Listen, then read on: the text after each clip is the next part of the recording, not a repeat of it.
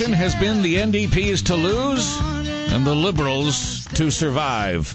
That was one of the headlines in the National Post, but the one I like better, Christy Clark pulls off an upset for the ages, written by Tim Harper.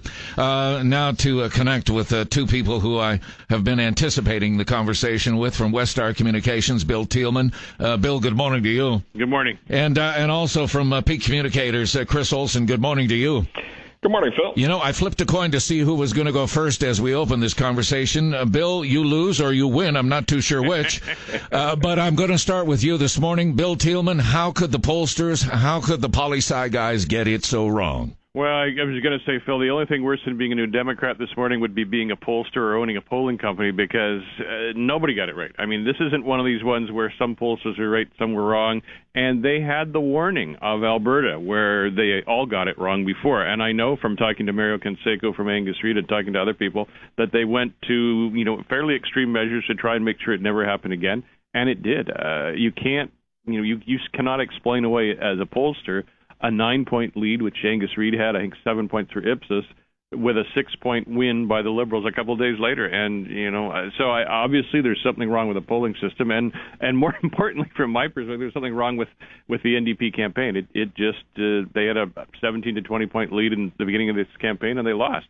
You can't get around the fact they blew it. Yeah, no kidding. I had Mario Canseco on at 20 after 8 this morning, and he admitted that they really do need to see some serious navel-gazing in their business, because he points out that right across the country, the methodology and the way pollsters have been approaching this business, and now in 2 provincial elections, they've been handed a fairly serious warning that maybe things have changed that they haven't seen yet. Chris Olsen, you have sat behind the closed doors with Ms. Clark, but I'm sure going into last night's run for the Roses, there isn't a Liberal anywhere that thought that it was going to turn out the way that it did. Well, it was really interesting, Phil, because when CTV opened their broadcast last night, the reporter from Liberal headquarters said 2 cabinet ministers were already conceding defeat. Luckily, you didn't name them, and, right? Because they wouldn't be cabinet ministers any longer. You know what I think was really interesting is about an hour before the polls closed, I was talking to a longtime NDPer, actually, who was asking me when the results would happen and stuff, and I said probably 9 or 9:30.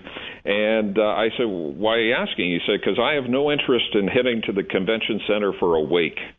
And at that point, I thought, "Holy cow! This election is not turning out the way the NDP predicted." I mean, that was from an NDP, person who's been a long-time NDP or would be in the know. Well, except that I'm sure you were looking at some of the same screens that I was, and even early on, gentlemen, I would suggest that you could sense what was going on because there was such a disparate gap between the two.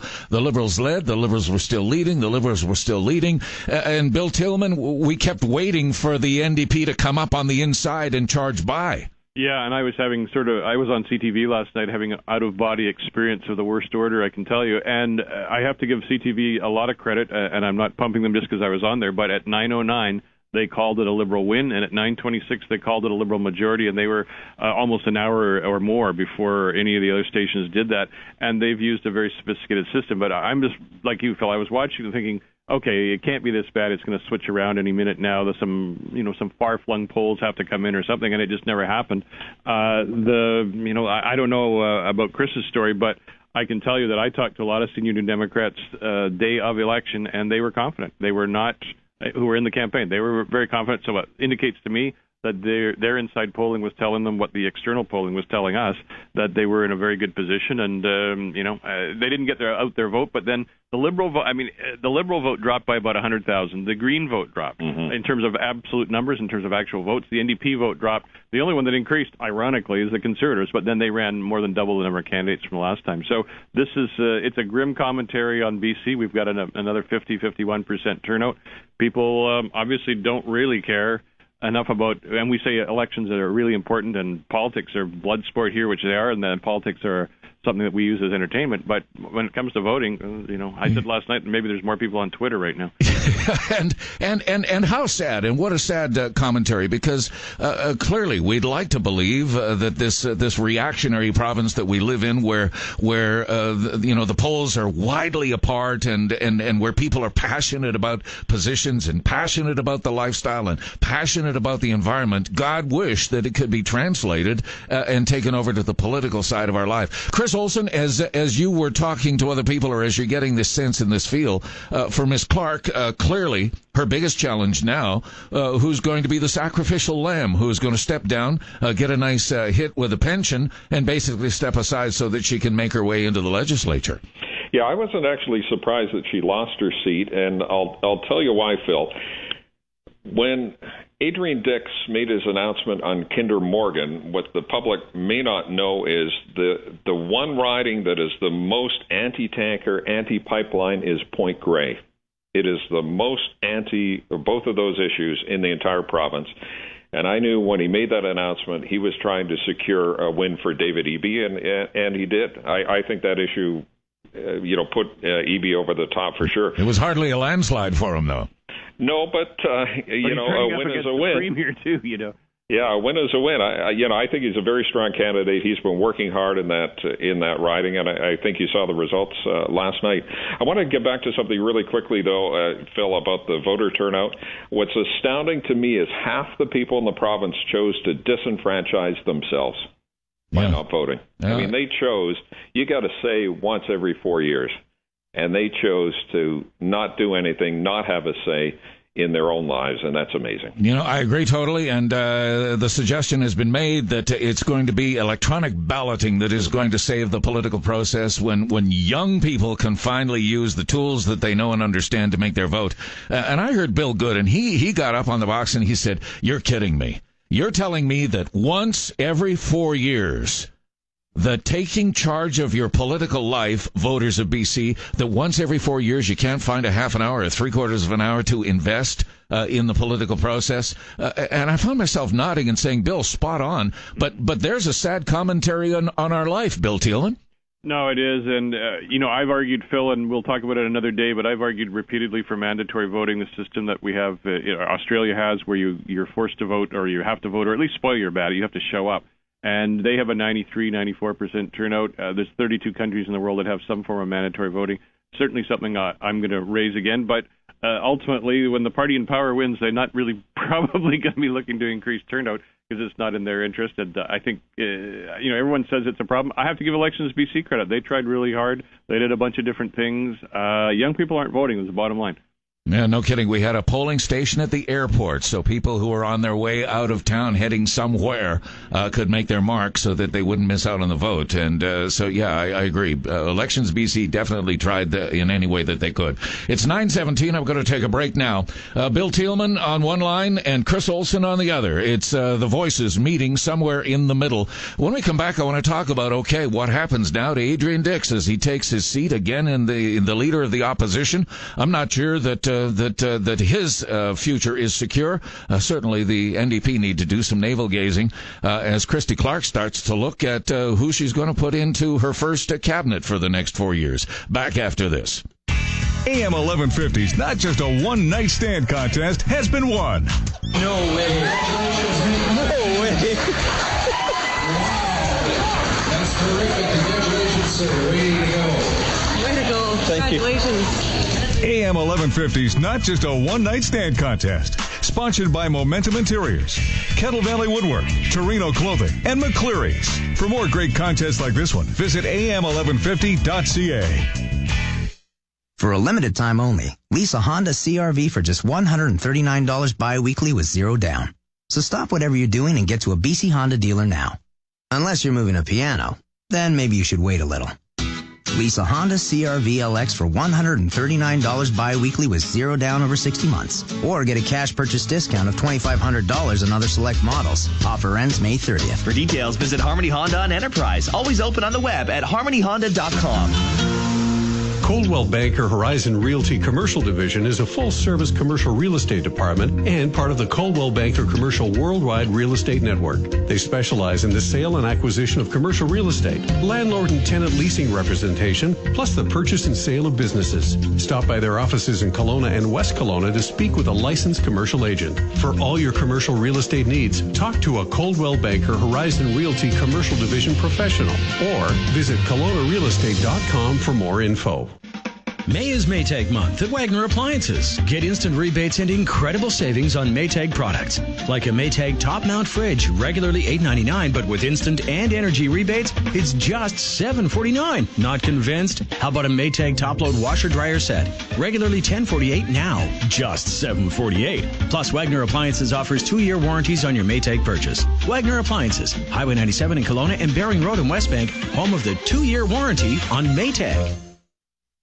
A 1-carat diamond ring plus a trip to New York with $5,000 spending money just for buying early in Hometown Heroes Lottery. That's right, beat the first bonus deadline for an amazing early prize. Choose a diamond ring and New York trip or take $18,000 cash. Supporting VGH and Firefighters Burn Fund, get your tickets today. Hurry, bonus deadline midnight tomorrow. Visit London Drugs or heroeslottery.com. Ticket buyers must be 19 or older. Know your limit, play with it. Hometown Heroes.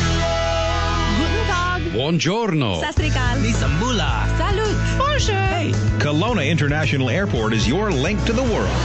Alaska Airlines is celebrating 15 years serving the Okanagan from YLW. And with over 90 destinations from YLW via Seattle on Alaska Airlines, you can go just about anywhere.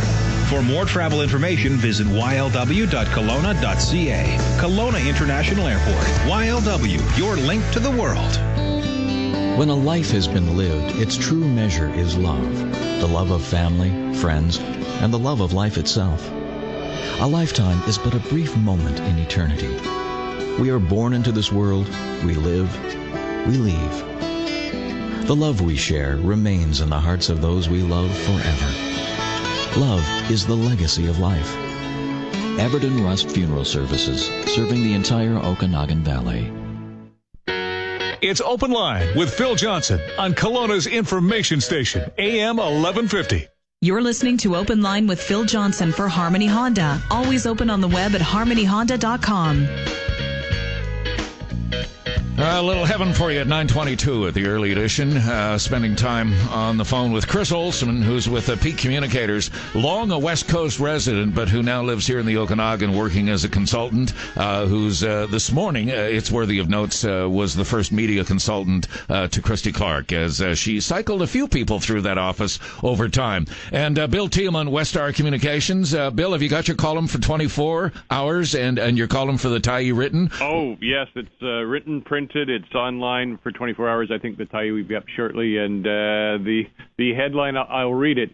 NDP flailed instead of fighting back is the headline in 24 hours. So people can check that out. Just 24-hour, Vancouver.24hrs.ca. All right. And I'll have it on my blog soon. I appreciate it very much. Let's go to NDP flailed, and more to the point, let's go to Mr. Dix. I have no idea how much of the campaign, the above the board, not descend into the pits of the attack ad strategy, but certainly the headline is out there. There's one on the Tyee, as a matter of fact. Did negative politics crush positive?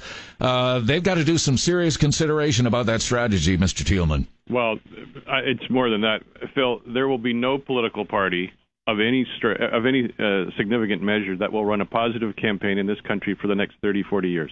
I guarantee it. This is going to be an abject textbook lesson in the fact that if you don't go negative, you lose. And if you like Republican-style tactics and Karl Rovian and George W. Bush style they did to John Kerry, then you're going to love politics in Canada for the next 30 years because that's all we're going to see. And I will be the first person. I said during the campaign in a column I did, I thought that maybe Adrian Dix was onto something and positive campaigning could work. I'm wrong on that. I will be the proselytizer, the advocate, the evangelist for negative advertising. Yeah, and Chris Olsen, I think that is a sad commentary, because I did admire Mr. Dixon, and even when the television camera swooped in as she was writing her ballot and got it wrong, at the time I thought, man, you've got 5 days to go with the campaign. She's just handed you the best negative ad you could have ever seen. If she can't figure out how to mark a ballot, how can she run a province? They never went there. Yeah, and they didn't, Phil. But I think for a positive campaign to work, you have to sell a big vision, and the NDP missed that part of the equation. The Liberals were selling the big vision and not getting into specifics, and the NDP were getting in very specifics. And I'll give Mr. Dix credit. He said he would get specific, and he did. The problem is that when the voters see that, you're focusing on here's a problem, here's a problem, here's a problem, here's a problem, and it may be under the context of positive campaigning, but it creates a negative impression. And so I think that was missing from the missing from the NDP campaign, the big vision, and that's the Liberal campaign was all big vision and nothing else. Yeah, no kidding. No big idea, and desperately at a time when they needed one. Bill Tieleman, obviously a couple of days to lick your wounds. But also a couple of days to consider the political reality that Ms. Clark is going to return with a bigger number than she had when the House was dissolved. Adrian Dix has a smaller number. Now, at this moment in time, does the party start to think, okay, what do we do about Mr. Dix, or is he comfortable and secure? I think Adrian will be. He's very self-critical on his performance, and I think he's someone who's going to be doing a lot of soul-searching. I don't think that anyone should make a rash decision instantly at all, but you have to look through what happened and why it went wrong, and I think that the party will do that. And in a couple of days to lick our wounds. We got 4 years at least to lick our wounds on True. this one, Phil. So, when you lose like this, there'll be a rush to judgment, I'm sure, and I've made some of my own conclusions just now, obviously, but making a rash decision and rushing into a leadership thing, if some people may say that's what they want to do, I don't think that they should make any significant decisions until you do the analysis and figure out what happened. Yeah, because it is going to be a numbers analysis as opposed to style and substance. And Chris, I'll come back to you in a second, but people suggested that Ms. Clark is at her best when she's out pressing the flesh and campaigning. Mr. Dix is not. The suggestion is that if they could just find a more vibrant, expressive individual on the NDP side of things, that they could have run harder against her. Bill, they need a different face, because Ms. Clark loves being out there. Look, everyone's always said Christy Clark's a great campaigner, and my rejoinder until the election night was, well, she's such a great campaigner, why was she behind for 2 years? And if you look at the polling numbers, and again, we know that polling is really a word we're not going to use for a while in any positive way, but the reality is that Christy Clark in the Angus Reid polling, anyway, was behind since almost the moment she took over. For the entire period up until this election, she was behind anywhere between 20 points and 7 points. So, I don't know. I mean, there's a whole bunch of things the NDP has to figure out. Is Christy Clark a great campaigner? Obviously she is, because she won this campaign. No kidding. Chris Olsen, for Ms. Clark, she had 2 years sort of as the candidate that bested the others, but I think in many people's minds it should have been Kevin Falcon, and a lot of people thought that if only Kevin Falcon was there, the party wouldn't be in the trouble that it's in. Clearly, it wasn't in trouble. But what do we do when we look at the Jazz Joe Hall story? He's the only reporter that still stands by the data, the information about this 801 movement, that minutes after the polls closed, they were going to have the conversation about who replaces her. Clearly, that's all gone sideways, but you're closer to that side on the CTV side of things. Jazz Joe Hall's knowledge, fact-based reporting, reality or myth? No, I think Jazz is a very good reporter. So if he had people coming to him and saying this campaign was going to happen, and they were all reacting to the same public polls that you and I were all seeing, I absolutely believe there was going to be a move to oust her fairly quickly, and now those people are going to have to go back into the background for a while. But I think with any leader of any party, it's always there. If you stumble, partway through your term, there are going to be people that want to change the leader. I want to say, too, Phil, a couple of things about what this election also shows me. Number one is the strength of local candidates, because the Liberals had a lot of good local candidates, like Peter Fassbender, the mayor of Langley, who pulled a surprise win in neighboring Surrey. And I think this goes to a strength of Christy Clark's that people don't see unless you work with her all the time and see her up close and personal. She's a very good recruiter of people. Hey, listen, I'll just look south to Penticton, where Dan Ashton will be going, and it was believed that the NDP candidate had the lead, and that Mr. Ashton and the Liberals, as a matter of fact, Adrian Dix was here as a part of two of his whistle-stop campaigns, believing that the NDP candidate, whose name just left me for a moment here, but that they had a very good chance.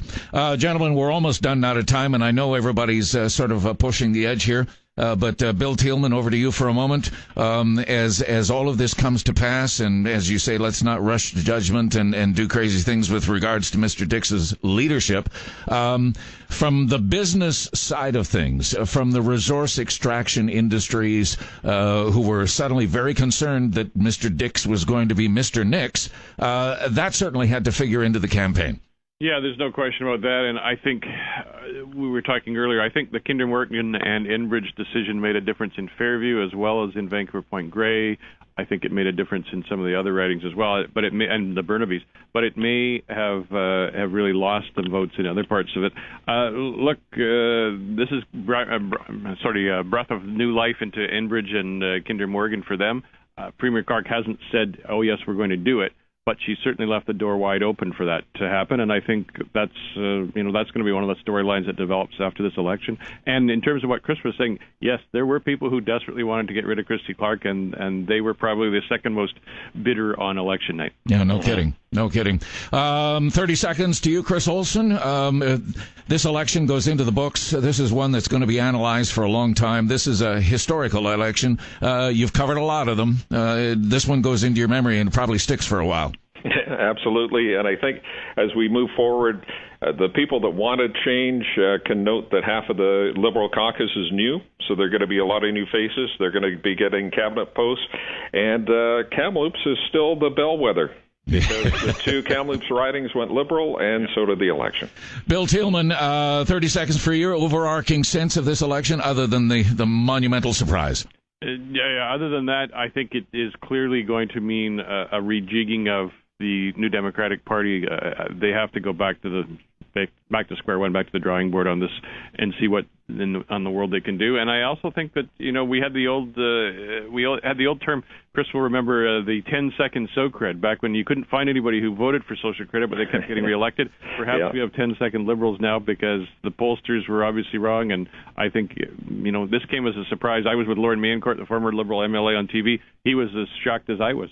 Yeah, no kidding. Gentlemen, such a pleasure. I can't thank you. It was a very late night for both of you and an early morning. You've been hectically busy, but I can't thank you for the time here this morning. Bill Tieleman from West Star Communications. Look for his column. It's already up in 24 hours. The free weekday newspaper, and the Tyee, his column will be up a little later on. It's also on his blog. And to Chris Olsen, nice to have you in the Okanagan. We'll look forward to your voice appearing more regularly here at AM 1150 from Peak Communicators. Gentlemen, have yourselves a long and restful sleep.